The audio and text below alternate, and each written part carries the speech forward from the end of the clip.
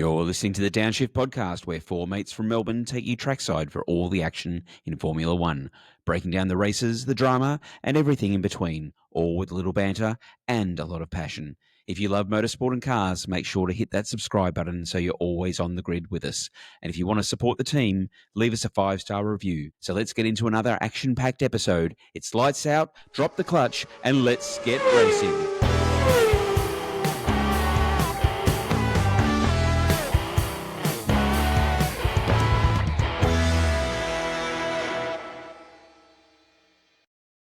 Hello and welcome to the Downshift as we're getting ready to do a preview of the Silverstone Grand Prix. But before we do that, we're going to jump into the F1 The Movie, where Schwags, Huppy and myself have had the chance to see it so far. Lockie, we'll watch it again with you. Sorry, some of us had to work this weekend. He'll probably just watch the highlights. This will be full of spoilers for Lachlan and everyone listening. So if you don't want to know what happens, please skip ahead.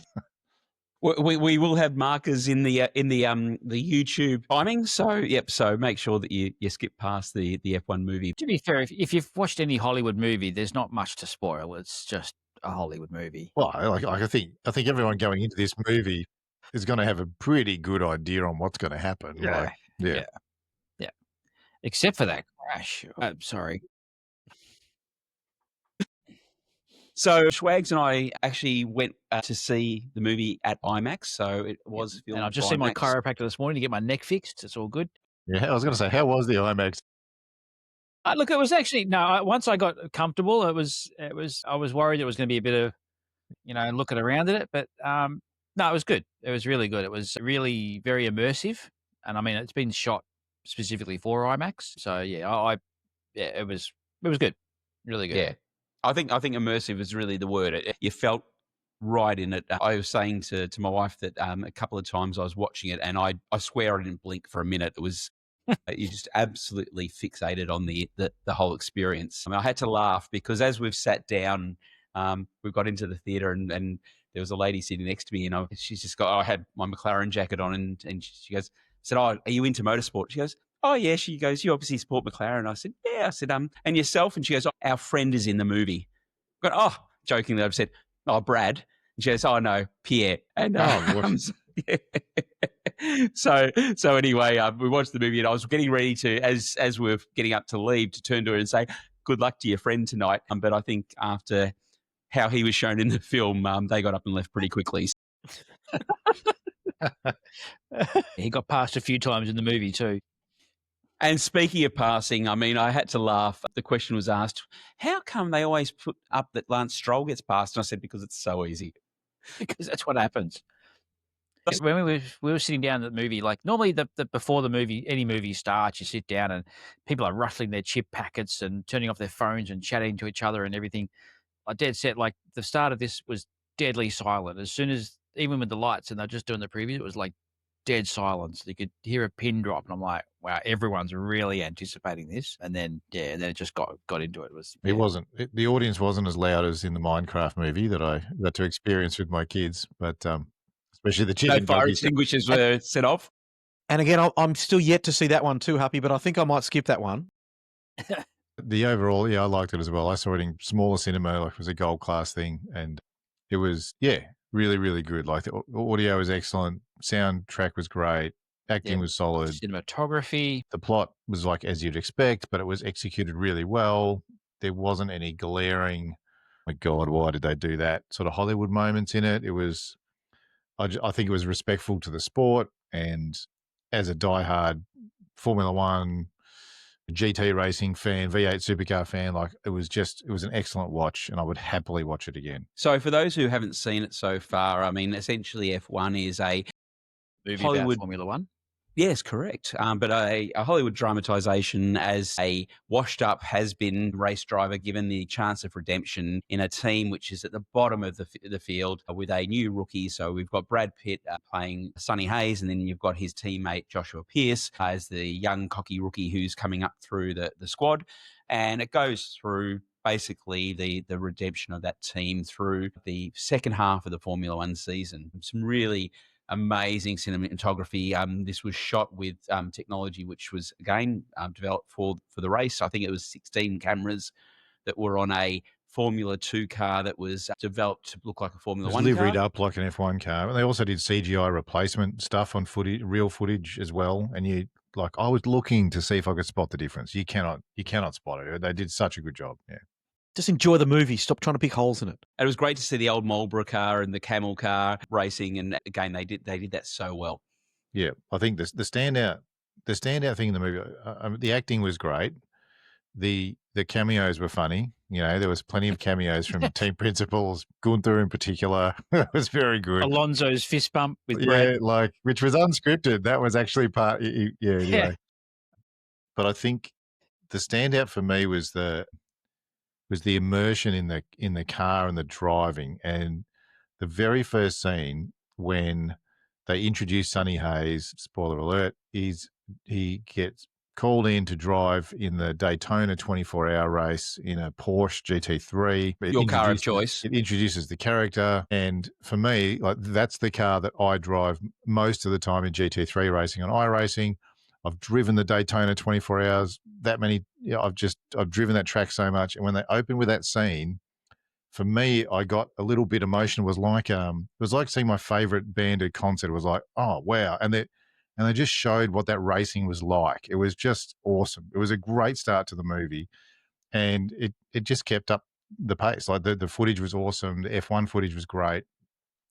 The only thing I didn't like was the love interest part of it. Was like, oh, really, you had to do that? But forget about that. But the rest of it was, really respectful for F1, and the footage was great. Like it was really good, really good. Enjoyed it.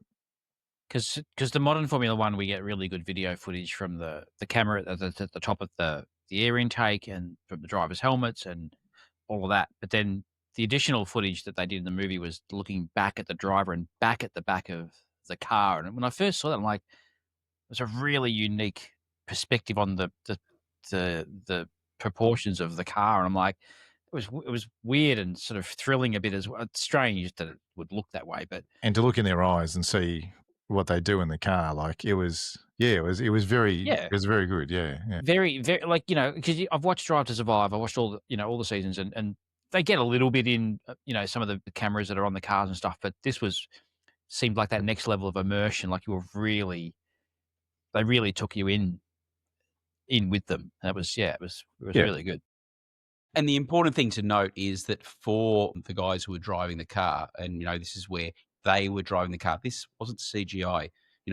Both the lead actors, they started off in Porsches. They had about 4 months of driving to get up to the point of being able to drive a Formula 2 car, and so all that footage was actually on track in the car. Their real reactions, the breathing, and everything was recorded, not put on.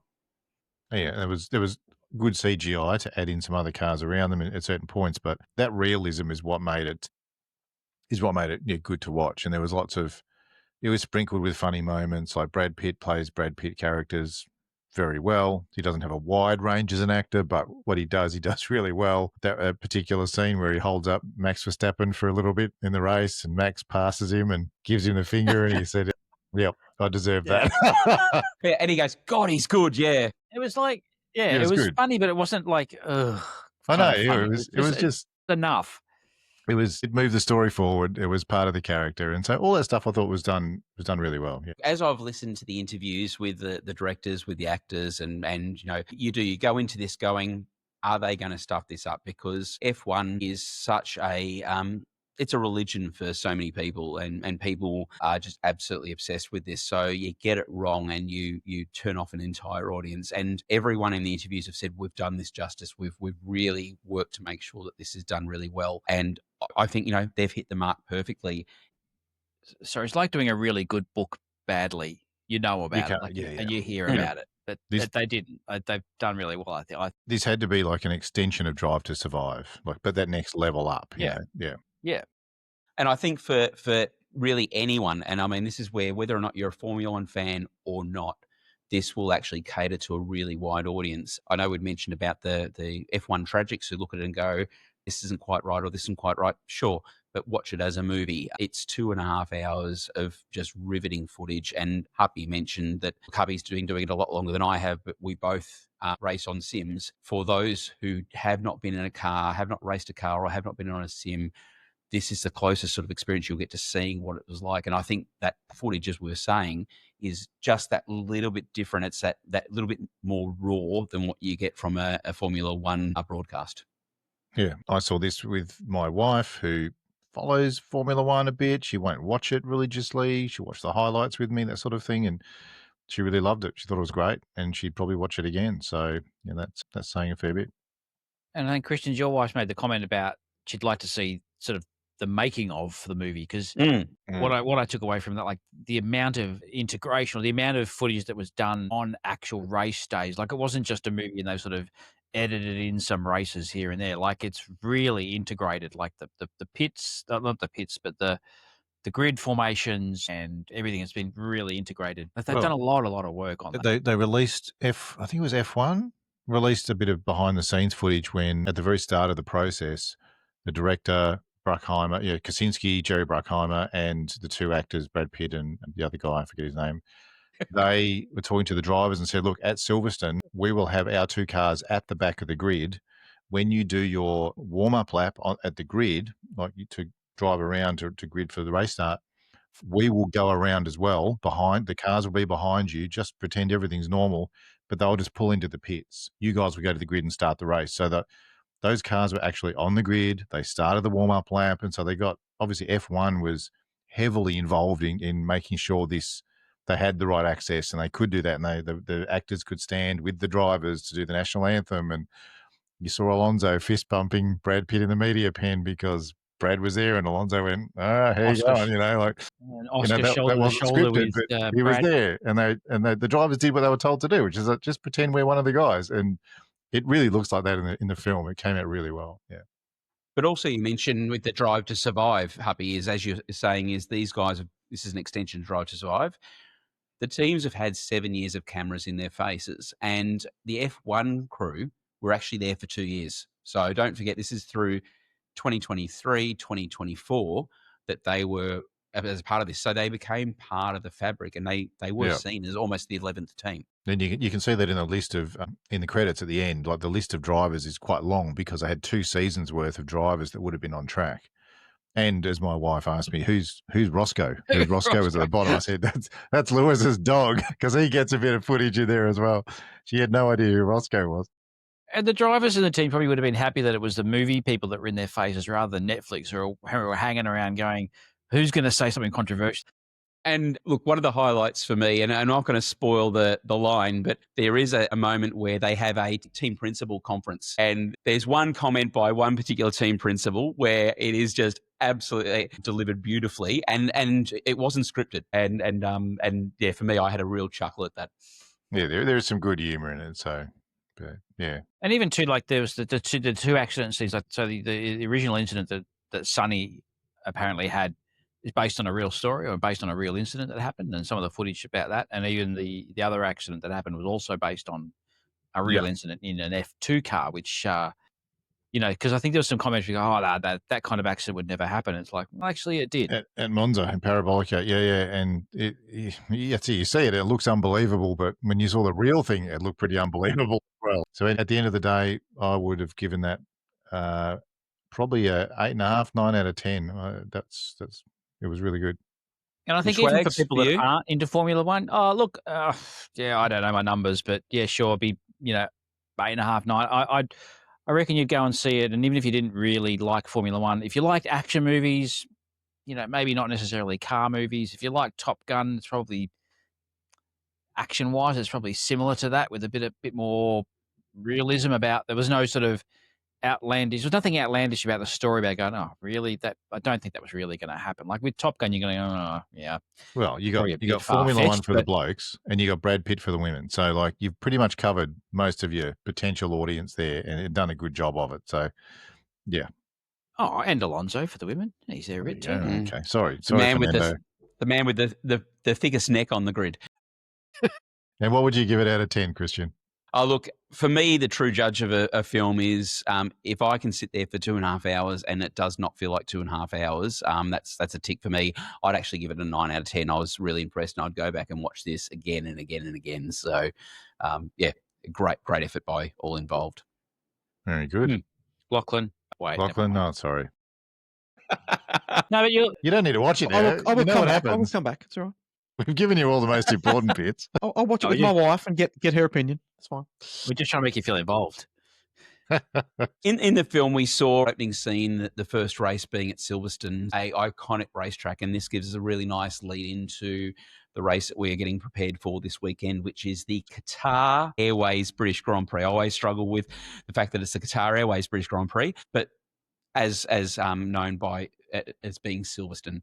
This is the place where it all started, with the first F1 Grand Prix being held there on the 13th of May 1950, as we're celebrating 75 years of Formula One. It's actually the perimeter road to the RAF Silverstone airfield. And Sir Lewis Hamilton appropriately compared this as being a flat-out lap around Silverstone being equivalent to flying a fighter jet. So it is an amazing track. We're talking about 52 laps. The lap record is currently held by Max Verstappen with 1 minute 27.097. We've got here 2 DRS zones, and with us being now at the halfway point of the F1 calendar, Silverstone is one of the fastest tracks on the calendar, with historic corners like Maggots, Beggots, Stowe and Abbey. The fans really make the atmosphere here. It's you look at the grounds, there's thousands camping out over the weekend, and it feels more like Glastonbury than a Formula One race. So Yeah. it's just really impressive. And that was part of the movie too when they first started. Yeah, it's a cracking racetrack. Super fast. Maggots and Beckett's and Stowe and that if you've driven like a bit in sim racing and you know what GT cars handle like around those corners, to go there in real life and see a Formula One car go through these corners is absolutely incredible. They're unbelievable. And pulling 5Gs through multiple corners on this track, it's a very, very fast, very intense track to race on. And it's different from Austria last week. So this is a track that rewards cars with good downforce but high efficiency. So they want to have good downforce and low drag. So the McLaren is a high downforce car, but it's also fairly draggy. They don't tend to have the highest top speed at all in the field.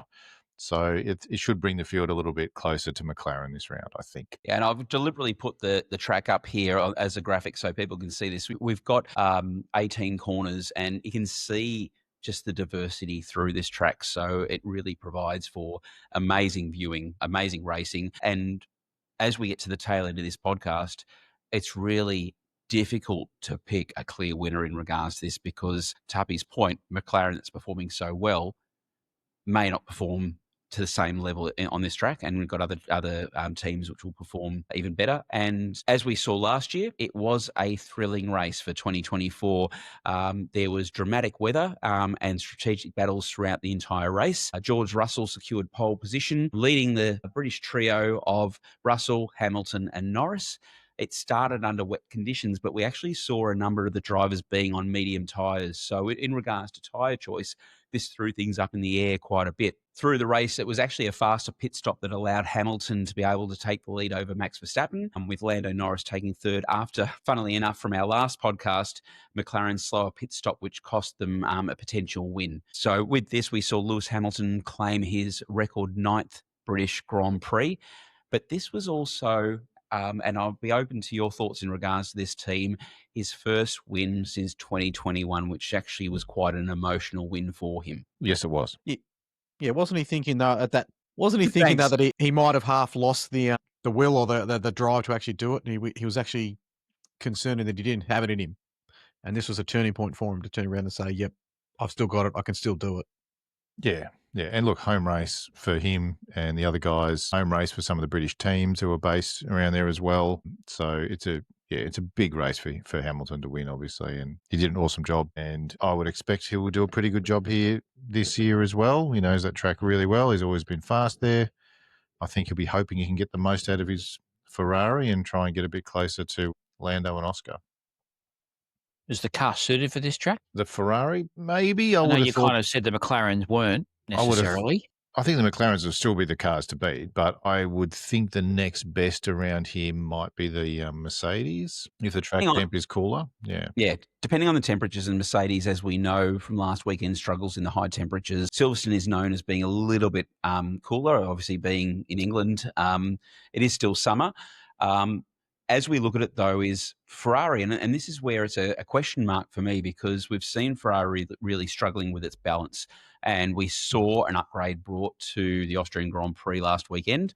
So we actually saw some better balance in the back of the car. We still had Lewis, who was 29 seconds off the win for Austria. But maybe as they refine this and as they get a little bit more comfortable with the car, we might actually see a stronger performance by Ferrari.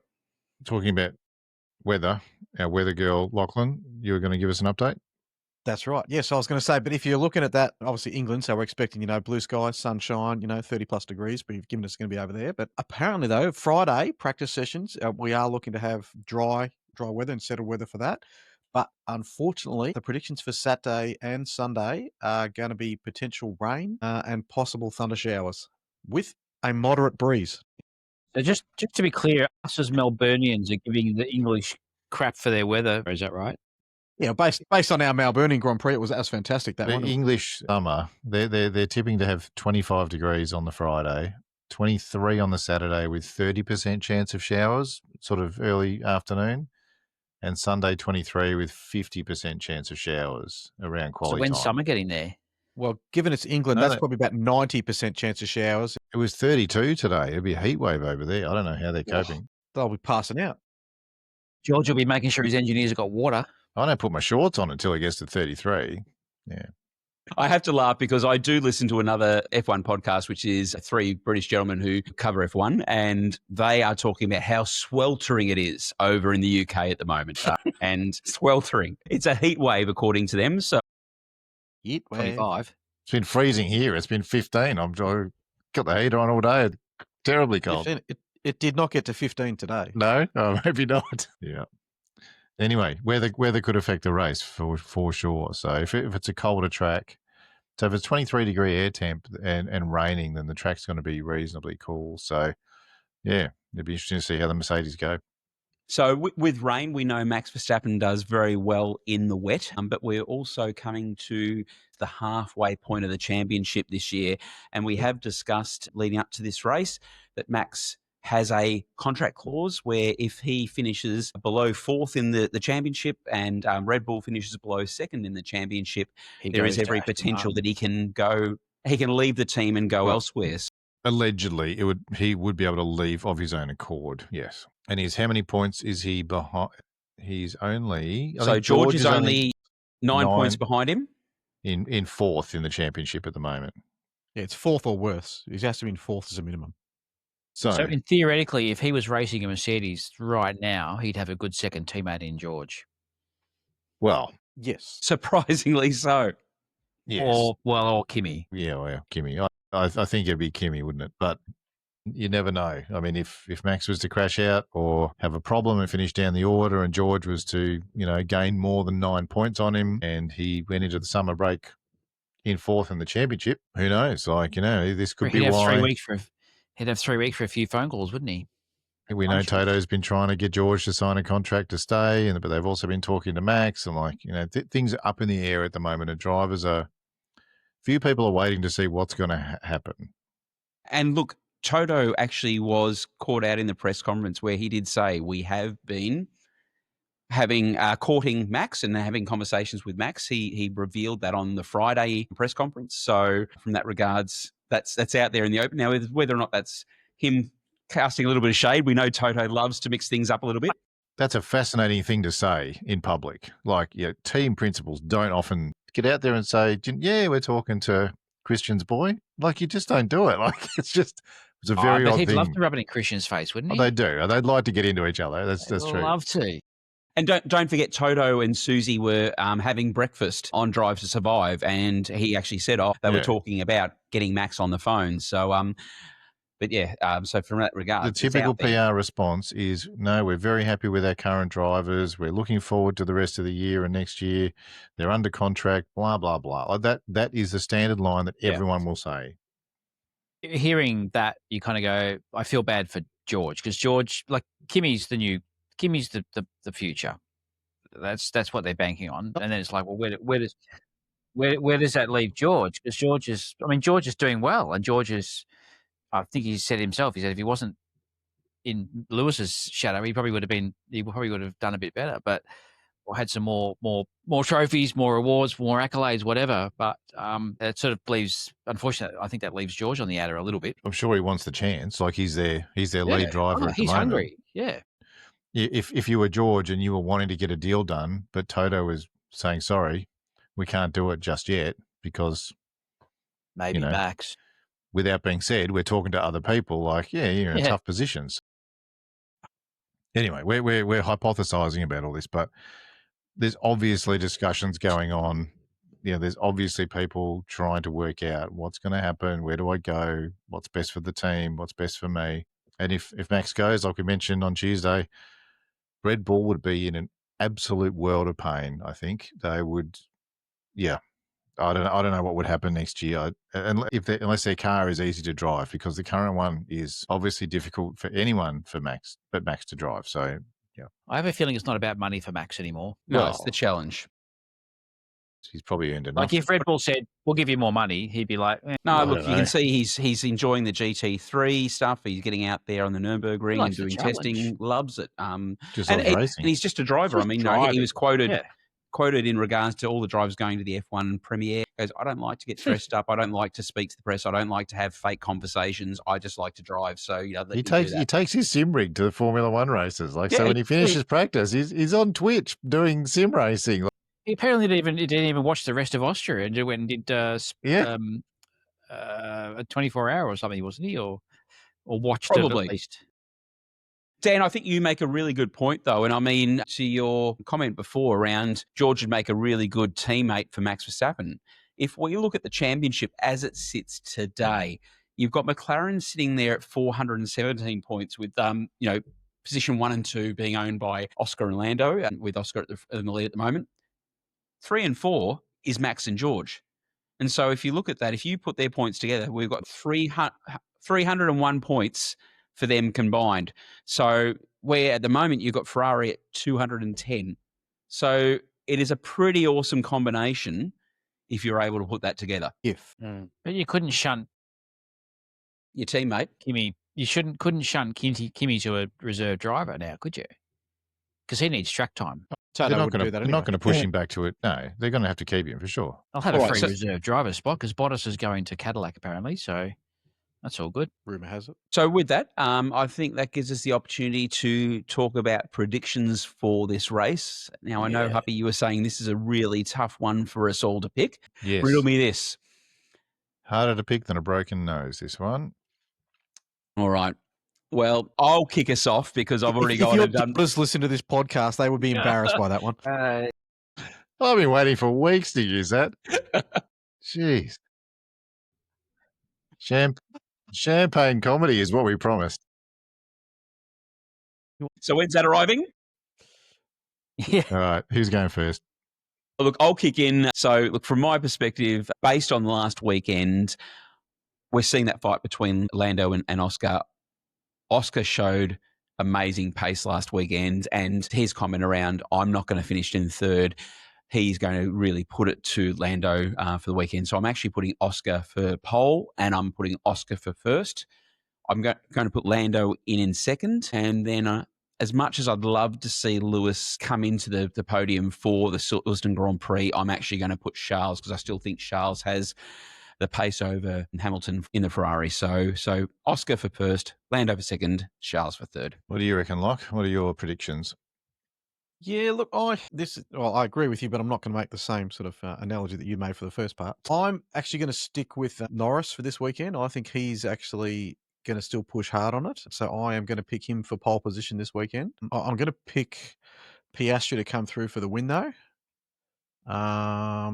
Norris to come second, but I think George is actually going to get up and come third this weekend. Excellent. Dan, you've got the magic hat this week. They're all looking at me. So I've made I've made some upgrades to the systems. Hang on. I'll go first, and we can do the hat last. Okay. Yeah. Okay. It's the fan Well, favorite. I It's a don't fan want the favourite. hat. No. No, We I got to don't- build tension. This is what we're going to do. I don't. I'm really concerned that the hat's going to actually sway your decision, right? Because obviously of what happened last week. It's a fair Ready, call. mate? You go Yeah. first, so it's all Yeah. all, way- It's that all way- above board. Yep. I think it's going to be very close between Oscar and Lando again, obviously. But I think Lando's home track. I think Lando will get pole. I think Oscar will get. I think Oscar will get the win. I think Lando will be second, and third's really tough. Really tough. You just want me to copy and paste from last week, Huppy? I just haven't been able to split it. I don't know. Verstappen Max. You just want to use my tips. Give you got everything else the same as me. No, I can't. I can't do the same as you. So what, Esteban Ocon? No. Now, No. Let me think. No. I can't I- believe you're mocking now. I don't have a hat full of names. I'm going to go with Max for third. Yeah, I think that's Surprising. Solid choice. Yeah, cut and Solid paste. choice. It's not. You have a look. The last 4 rounds have all been different. Very good. Anyway, so All right. The, we up, ready the now? upgraded magic hat. Here we Here we go. go. the upgraded systems. This is the hat This from is what last everyone's been 2 waiting weeks, for. right? Yep. So this is now the upgraded hat. I've gone to a different hat. Ooh, That's- we've that's gone the first to upgrade. higher. Full papaya. And look, I've had a bit of a think about it. I've actually modified my driver selection, so I'm going to drop out my bottom 2, being Isaac and Esteban, because let's be honest, that's not going to. And I know that. Oh, it's I so know that- laughing. It does. I know that. Oh yeah, wouldn't that be funny? I know that Nico has moved up into the top 10 now. He's doing well, but he's not going to win races. And I'm still to So make what it you said is interesting- in the hat. This system's starting to sound fixed to me.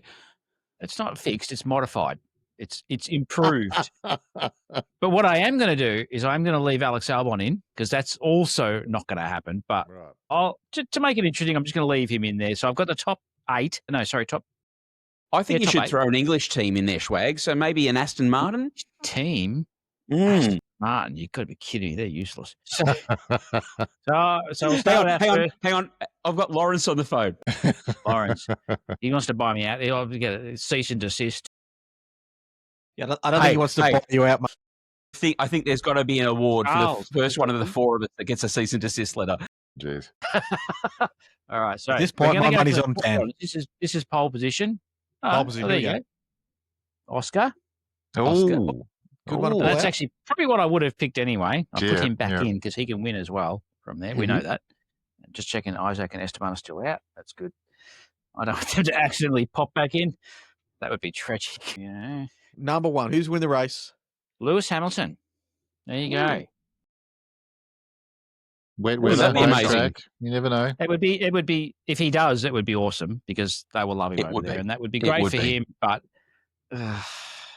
It's a long stretch. they'll put the wrong tires in. I've dropped another name now. I'll put the wrong tires on. He picks it and he drops it. It's like, oh no, that's not going to be second. I've dropped this It was- name. It's Piastri. Piastri was- for second. no, There we go. It was Charles again. Charles just doesn't want to be in this hat. I He tell does you. not want to be in the hat. So did you just pick Charles for second? Did you? No, he fell out No, of the hat. I'm Charles not picking jumped Charles out. for second. Oh, I don't think. No. No? George for second. Just for What? Okay. For, Yep. Well, authentic- we're heading for an authenticity. English, Bit English of top British, three. British bias here. Imagine Yep. that. Yeah, imagine George and Lewis fighting up the That front. would be awesome. So would be all you need to very pull out is interesting. Norris, and then we've got an English hat trick. That would be interesting, wouldn't it? No, I got Max for third. Max for third. Do you know Right. what? That's a race I think- I'd like to see. Yeah. Those results aren't too bad. Except that there's no papaya in there. Because honestly, I reckon it's going to be Oscar going to win and Lando's going to come second. And I don't think there's any. What a shame you can't change it. Because Yeah, it's hope's in not a stone. strategy, as we all know. Well, There you one go. thing's for sure. Thanks, Sonny. I'm hanging out to see the battle between Oscar and Lando. I think it's going to be a cracker. I think Oscar got unlucky last week. I don't think he's going to get unlucky again this week. I think he's going to play it a bit differently. Like he'll get out a bit earlier, maybe in quali. But who knows? Hopefully, no one spins in front of him again. You know. Let's see. Or he'll just let Gasly be Gasly and qualify well and then disappear through the pack. We shall see. We shall. Anyway, we shall. So, there you look, with all those predictions, we'll see how we go. Hopefully, we don't have any internet dramas this weekend. While not officially the last race before the summer break. We are at the halfway point with Silverstone. We will see 2 non-race weekends before the Belgian and the Hungarian Grand Prix before the official summer break and what has come to be known as the silly season, which is the time for contract negotiations and driver changes before we return 4 weeks to Holland for the Dutch Grand Prix. So, Yay. yes. When Max leaves Red Bull, woohoo, let's see what happens. That's his announcement race. So make sure you like and subscribe so that you don't miss an episode. We will be mixing up and doing some reviews of the season that has been so far. We got some great stats in regards to people listening to our first term 1 grading. So we may do that for the summer break, plus also looking at what will be some of the dream teams if we were able to put our own teams together or our own grid together, what that might look like, and covering off some of the news out of the silly season as we hear rumours and updates in regards to what's happening with teams and drivers through the break. Until then, we hope you've enjoyed the review, and we'll see you on the next lap.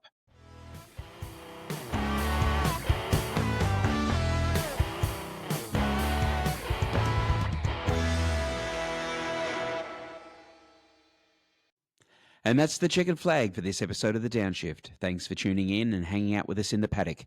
If you enjoyed the ride, don't forget to hit the like button and subscribe so you never miss a lap. And hey, if we've earned it, drop us a 5-star review. It really helps us climb the grid and reach more motorsport fans. Tune in next time as we keep pushing flat out to bring you fresh, current, and entertaining content. Until next time, keep it fast, keep it fun, and we'll catch you on the next lap.